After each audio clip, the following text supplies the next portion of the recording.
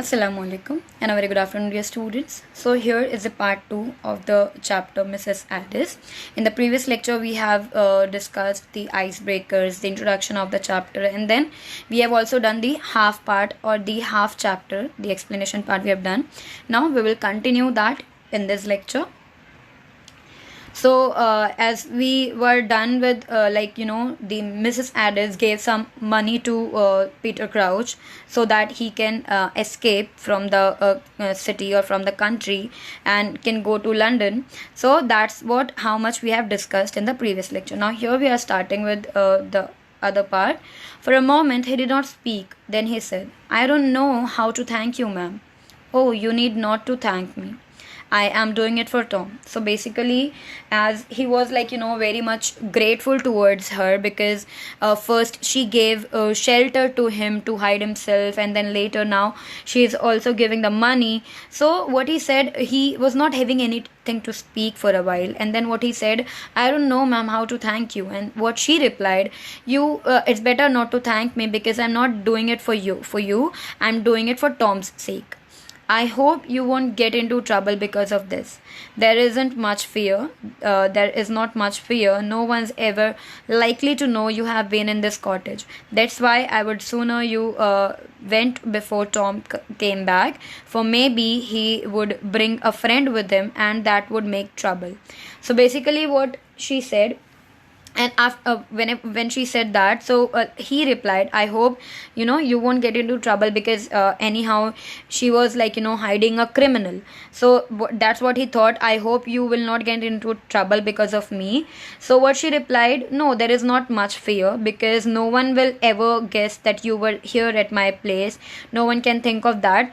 So but it's better you leave as soon as possible because if the Tom comes back, he might come with his friends, so that will indirectly invite trouble for you." She opened the door for him, but on the threshold they both stood still, for again footsteps could be heard approaching, this time from the far south. Now she opened the door for him, and as he was trying to guide her to leave the house and showing him the way to go out, but as they were around the threshold, they stood still. And why they stood still? Because they heard the footsteps. That could be, they could heard that someone is coming, some people are coming, and that sound was coming far from the south. "Maybe it's Tom," said Mrs. Addis. And what Mrs. Addis thought, that it may be Tom. "There is more than one man there, and I can hear voices." And what they were thinking, that there is not one man, there are more than one, and I can hear the voices means there are more than one person. You would better go back," she said shortly. "Wait till they have passed anyway." And what she suggested him to go back, means inside the place that she had shown him previously. And what she said, "Wait until they passed anyway." With an unwilling shrug, he went back into the little dusty shed which he had come to hate, and she locked the door upon him. And unwillingly, he had to go inside again, and where the place which he started hating now, and the Mrs. Addis locked him inside the place. The footsteps drew nearer. They came slowly and heavily this time. For a moment he thought they would pass also, but their momentary dulling was only the crossing of the strip of grass outside the door. The next minute there was a knock. It was not Tom. Then, so the footsteps came nearer, means they started feeling that they are coming towards their cottage only, and slowly the heavy sound of footsteps started dulling, and so that they realized that yes, they are coming over here only. And then another minute there was a knock on the door, and it was not Tom. Then who were they? Trembling with anxiety and curiosity, Peter Crouch put his eye to one of the numerous cracks in the door and looked through into the kitchen. He saw Mrs. Addis go to the cottage door, but before she could open it, a man came in quickly and shut it behind him. So Basically, Peter Crouch was trembling with the anxiety, and he was in curiosity that who are they, and who will be there. And as we previously discussed, that there was a crack in the door of that shed. So through that crack, he could see everything that what's happening in the kitchen, or near to the door and everything. So he saw some of the keepers came there, and he was very much he in a curiosity that what's happening and everything. So as Mrs. Addis went near to the door of cottage, before he could open it, someone came and opened the door, and then just immediately shut the door. Crouch recognized Whittler, one of the keepers of Scotney Castle. So basically, Scotney Castle is basically a fort, or name of a castle it is. So where all the incident took place and everything. So basically, he recognized that person, that he was Whittler. Whittler is basically one of the keeper of the Scotney Castle. Okay, and he felt his hands and feet grow leaden cold. They knew where he was then. They had followed him. They had guessed that he had taken refuge with Mrs. Addis. Now, what he's thinking, Peter Crouch, that they must be knowing that I'm here. They must have been following me, so they came to know that I'm here. That's why they came here, and they know that I have taken a refuge over here in Mrs. Addis' cottage. It was all up. He was not really hidden. There was no place for him to hide. Directly they opened the door, the inner door, they would see him.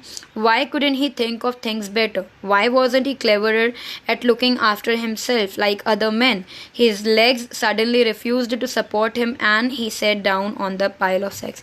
So it was feeling as if now, as if everything is about to get revealed, and then the thoughts are coming, why he had not thought of a better idea, or why he hadn't thought of a place better than this where he could hide properly. Now if they have come here, if they comes inside and open the door, everything will be revealed, and I'll be revealed in front of them. So now there is nothing hidden, and if they comes and opens the door, I'll be there in front of them. So now there is nothing left, and everything is revealed now. The man in the kitchen seemed to have some difficulty in saying what he wanted to Mrs. Addis. He stood before her silently twisting his cap. So basically, the man who came inside the kitchen to talk to Mrs. Addis, it was feeling as if he is having some difficulty to tell the truth, or to tell the thing that he came to talk about. He was unable to speak about that, and he was twisting his cap. Well, what is it? She asked. I want to speak to you, ma'am. So she asked that, well, what is it? Means what, are you trying to talk to me, or what happened? She asked. So what he said, I want to speak to you, ma'am. Peter Crouch listened, straining his ears, for his thudding heart nearly drowned the voices in the next room. Oh no, he was sure she would not give him away. If only for Tom's sake. She was a good sort, Mrs. Addis. So basically, Peter Crouch was listening all to the all conversation and everything, and trying to focus on their voices, basically in the other room, what's happening. And what he thought, oh no, now I will not get a way to escape. Only if she thinks about Tom's sake, then only she will leave me, and she's a good sort of woman, Mrs. Addis. Well, she said sharply, as the men remained tongue-tied, I have brought you bad news, ma'am. Now she asked, when she asked sharply. So he said, and for a while it felt as if he was speechless, and then he talked about it, that I have brought up bad news, ma'am. So her expressions changed. What? It isn't Tom, is it? So when he said that I have brought a bad news for you, so her expressions changed, and she was a bit scared at the same time. So she asked, what? Isn't it about Tom? And is it? He is outside, said the keeper. So what he said, he is outside. That's what the keeper said. What do you mean? Said Mrs. Addis, and she moved the door. And she was confused. He is outside, what do you mean by it? She was completely confused, and then she moved outside the door. Don't, ma'am. No, till I have told you. So he stopped her from going outside, and what he said, don't go out before I tell you everything. Told me what? Oh, be quickly, man, for mercy's sake. And she tried to push past him to the door. And she said, told me what? What are you trying to tell me? And for a mercy's sake, please tell me quickly what it is about. And so he pushed him and went near to the door. There has been a sorry, been a row, she said, down by Cinderwood. There was a chap there snaring rabbits,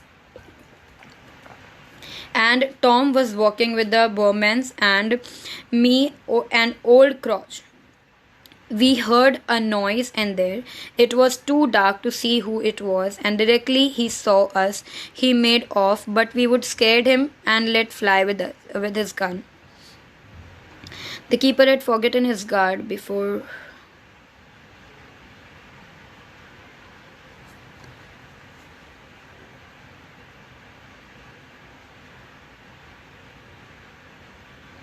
Now later, what happened after that, when he went inside, when all the things were happening, he was trying to stop her from going outside. There is a bin room, he said, down by Cinderwood.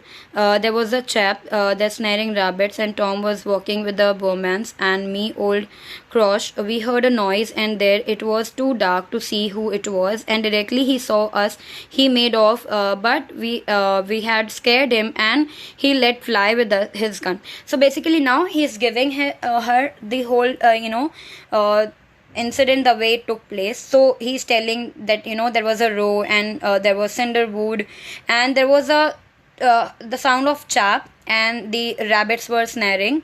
So the Tom was walking with the Bowmans, and then later what he's telling her, there was a crash and everything.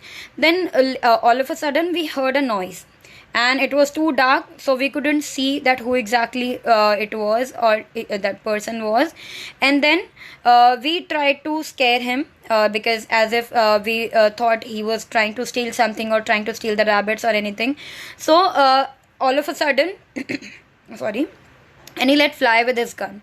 Tom, said Mrs. Addis, and basically that person had shot in the air, and like he flew.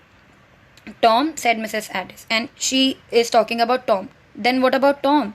The keeper had forgotten his guard, and before he could prevent her, she had flung open the door. So the keepers who were waiting outside, so he didn't say anything to them, and before he could say anything to the keepers and to the guards, she prevented them, and she just flung to and opened the door and went outside. The men outside had evidently been waiting for the signal, and they came in carrying something which they put down in the middle of the kitchen floor. So now, as she opened the door, she saw some people were standing out, and they were waiting basically for the keeper's signal. So before he could signal them, she herself went out, and then they came inside carrying something in their hands, and they came inside and in the middle of the kitchen floor. Is he dead? Asked Mrs. Addis without tears. And basically what they were having, what they were carrying, basically that's what she's talking about. So they were carrying to whom? To Tom. Okay, all those keepers were carrying Tom, and what she asked when she saw that is he dead? And there was no tear in her eyes. The men nodded. They could not find a dry voice like hers. And what he because they couldn't understand what to speak and how to speak, he just nodded his head, means yes, the Tom is dead. So as we know, who is Tom? Mrs. Addis' son. In the shed, Peter Crouch had ceased to sweat and tremble. Strength had come with despair, for he knew he must despair now. Besides, he no longer wanted to escape from this thing that he had done. Oh, Tom, and I was thinking it was one of the keepers. Oh, Tom. Now, basically what we came to know, that it was Tom to whom Peter Crouch had shot, and he had been killed. So basically he didn't know about it, Peter Crouch. unwillingly and unknowingly, Peter Crouch killed his own friend, that is Tom. And so when he came to know by the conversation that was going on in the kitchen between that keeper, that is Vidler, and the Mrs. Addis, as he heard all those conversation and he came to know that it was no one but Tom, so he was ceased to sweat and he was not trembling anymore, and he was in a despair, and it was like, he no longer want to escape now, and now he is ready to get punished, and he is not willing to move, not willing to leave or escape. And he's thinking, oh Tom, it was you, I thought it was some of the keeper, and it was you that got it from me, I don't want to live. And then what he's thinking, and it was you who got a gunshot from me, that specially from me, and now I don't want to live. And yet life was sweet, for there was a woman at Ticehurst, a woman as faithful to him as Tom, who would go with him to the world's end even now. But he must not think of her. He had no right. He must pay with his life for what he has done.